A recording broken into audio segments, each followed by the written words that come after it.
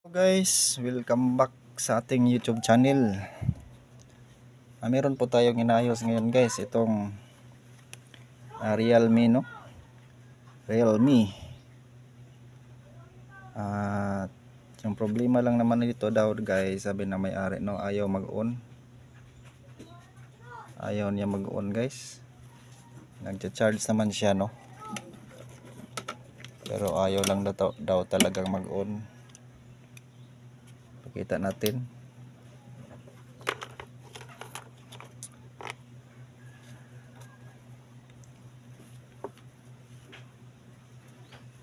Nagcha-charge daw naman siya guys.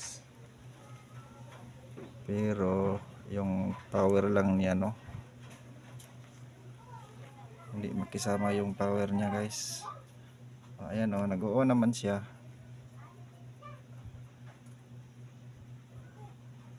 Nagcha-charge naman siya guys, kaso wala pong, hindi po mapindot dito guys no, yung switch button niya oh.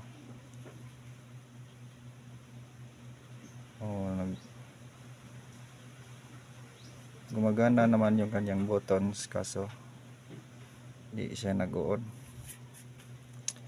Ngayon guys, itingnan natin yung switch nito. Tingnan natin yung kanyang switch. Kala ko guys no, totoong glass ito pero plastic lang pala no. Ayan oh. Iningatan ko nga pag tanggal kanina, baka mabasag.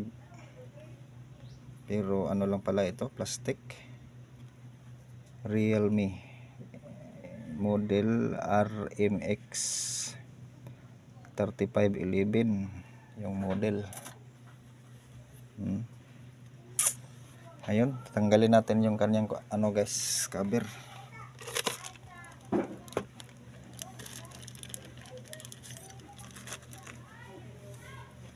Day off kasi tayo ngayon guys, at sakto naman na mayroon nagpagawa sa atin.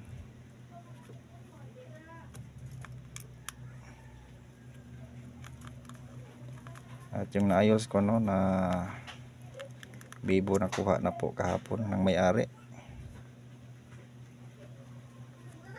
Yun, ito na naman yung ating re-repairin. At i-update ko na lang kayo guys mamaya no, kung ano ba talaga yung problema ng ating inaayos ngayon. Yan guys, balikan ko kayo mamaya guys no, yung ating gawa ngayon. Yan, balik tayo sa ating video. Ito po yung ating ginawa ngayon guys no, yung power switch ng ating Realme. Ayan oh. Kaya pala guys ayaw mag-on no, dahil putol pala yung ano, yung connection no, ng ating switch guys. Napakanipis kasi ng flex no, ng kanyang switch. Na putol siya guys no, dahil po sa kanyang housing. Ayan nga atin na pong ginawa guys no. Ayan, bali yung ginawa ko nito, hininang ko lang no, dito lang naman yung banda guys, yung putol ng kanyang flex, kaya ayaw mag-on. Ayan guys, okay na siya no, may reading na po. At ilalagay na lang natin guys no sa cellphone. Ayan no, kahit hindi po siya nagagalaw sa ilalim guys no, ng sa ilalim ng cellphone no, yung itong power switch no, yung flex, nadadali po siya no sa ano, sa kanyang housing. Ayan, na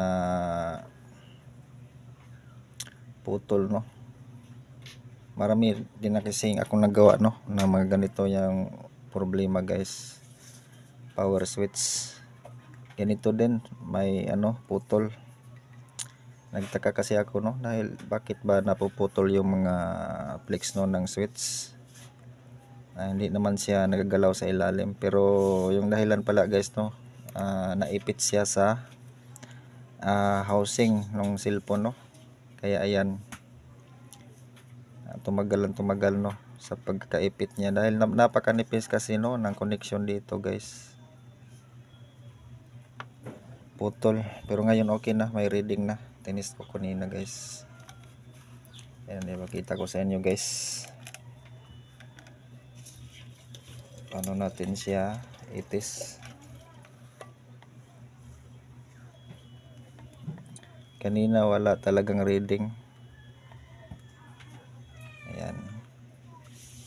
At napakahirap naman ito, ayan At tingnan niyo po yung ating tester guys, may nagre-read na siya. Pindutin natin dito sa kanyang main switch. Ayan pinindot ko po yung switch kanina wala talagang reading, pero ngayon ayan.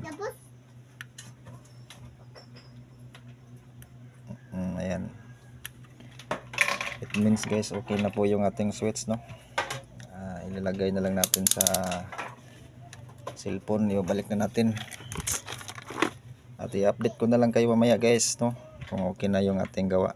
Yan.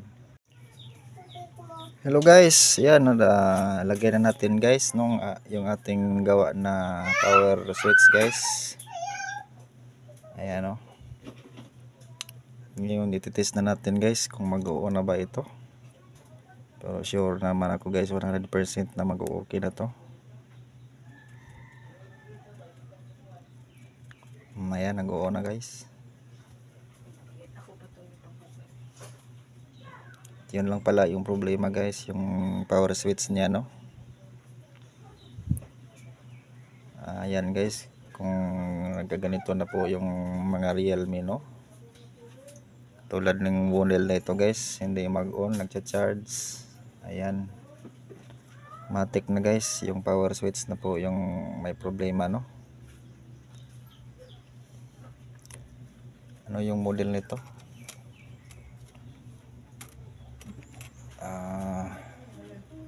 Realme model RMX 3511. Ayan yung model nya. Ayan guys, iantay lang natin mag-loading yung mag-display ito.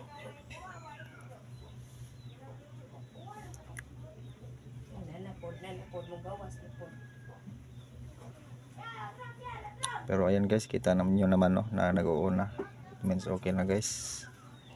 At yun lang pala yung sira guys, yung kanyang power flex.